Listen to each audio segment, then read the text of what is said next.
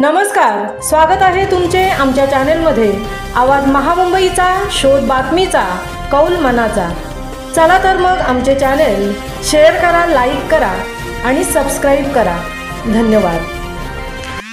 Murud आगाराची ST व टेम्पोची धडक, 12 जखमी, प्रशासनाने तत्परता दाखवली।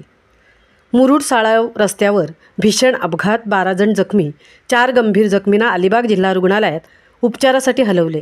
मुरुड साळाव रस्त्यावर नबाबाचा राजवाडा ते विहूर दरम्यान आज दुपारी एसटी बस व पिकअप टेम्पो यांच्यात झालेल्या या भीषण धडकेत 12 प्रवासी जखमी झाले असून त्यांच्यापैकी 4 जणांची प्रकृती चिंताजनक आहे। अपघातातील सर्व जखमींना तातडीने प्राथमिक उपचारानंतर पुढील उपचारासाठी अलिबाग जिल्हा रुग्णालयात हलवण्यात आले। दर्शनाहून परतताना दुर्दैवी घटना।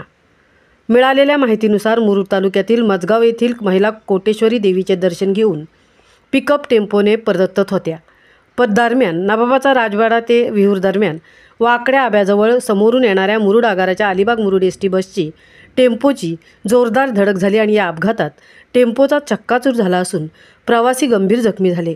जखमींची नावे या अपघातात टेम्पो चालक जय इंद्रजित करंदीकर, अलका मुंबईकर, जीवन गोईजी, रेखा भगत थेरोंडा गंभीर जखमी झाले आहेत, तर निर्जला जगू, मनीषा मुंबईकर, ओवी पोवळे, वैशाली तबीब, सविता कारभारी, रोहा अष्टमी, कल्याणी करंदीकर यांच्यासह इतर प्रवासी किरकोळ जखमी झाले असून सर्वांवर अलिबाग जिल्हा रुग्णालयात उपचार सुरू आहेत।